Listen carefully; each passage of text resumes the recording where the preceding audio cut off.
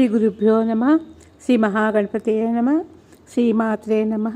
శ్రీ విష్ణు రూపాయ నమ శివాయ. మనం లలితా సహస్రనామాలు చెప్పుకుంటున్నాం కదండి. నిన్నటి దాకా 83వ నామం దాకా చెప్పుకున్నాము. శ్రీ భక్తహంస పరాముఖ్య వియోగాయే నమో నమ.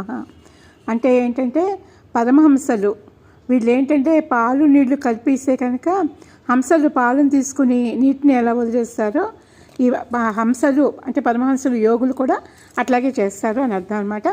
ఇవాళ 84వ నామం అండి. మాతృమండల సంయుక్త లలితాయే నమో నమః. ఈ నామం భావం చేసేటప్పుడు అంటే ప్రతి నామాన్ని మనం ధ్యానం చేయాలండి. మాతృమండలంతో కూడినే ఉన్నది. అంటే మాతృమండలం అంటే సమూహం. లలితాదేవి కూర్చుంటే ఆవిడ చుట్టూ మాతృమండలం ఉందన్నమాట. మాతృమండలంతో కూడిన అమ్మవారిని ధ్యానిస్తే అది ఒక ప్రయోజనం. సూర్యుడిని ధ్యానించేటప్పుడు మనం ఆయన కిరణాలతో కలిపి ధ్యానిస్తాం. అదేవిధంగా అమ్మవారిని ధ్యానించేటప్పుడు అమ్మవారి శక్తులైన మాతృమండలంతో కలిపి ధ్యానిస్తాము. మాతృమండలం అంటేనే అమ్మల సమూహం అని చెప్పబడుతోందండి. జగత్తుని నడిపేటటువంటి శక్తులే మాతృమండలాలు అనమాట. అవేంటంటే బ్రాహ్మి, వైష్ణవి, కౌమారి, వారాహి, ఐంద్రి, చాముండ, మహాలక్ష్మి ఈ శక్తులను మాతృమండలం అంటారనమాట. ప్రధానంగా సప్తమాతృకులు అని పేరండి దీనికి. సప్తమాతృకులు అన్నీ ఒకే తల్లి స్వరూపం అనమాట. అమ్మవారిని ఆరాధించే వారికి సప్తమాతృకుల అనుగ్రహం కూడా లభిస్తుంది. మాతృకా బంధములని 50 అక్షరాలు ఉన్నాయన్నమాట.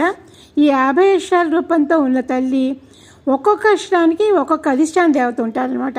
ఈ 50 అక్షరాల దేవతలతో అంటే ఈ అధిదేవతలతో కూర్చున్న తల్లి అని అర్థం అనమాట. సహస్రారం మధ్యలో ఇలా ఉంటారు అమ్మవారు. ఈ తల్లి 6 చక్రాల్లోనూ ఈ అక్షరాలన్నీ విభజింపబడతాయండి. సహస్రారంలో మాత్రం త్రికోణ రూపంలో అన్ని అక్షరాలతోటి సహస్రాలలో ఉంటాయన్నమాట.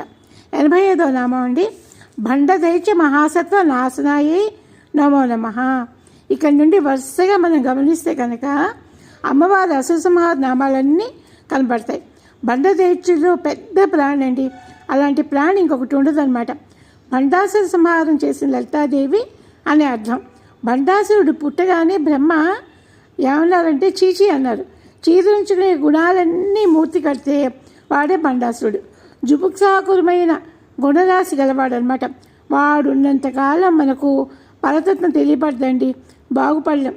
అలాంటి దుర్గుణాల రాశిని అంతం చేసినటువంటి దివ్య స్వరూపుడే లలితాంబ. లలితాంబ ఉపాసన చేయడం వల్ల ఏమవుతుందంటే మనలో ఉన్న ఆసురి గుణాలు దుర్గుణాలు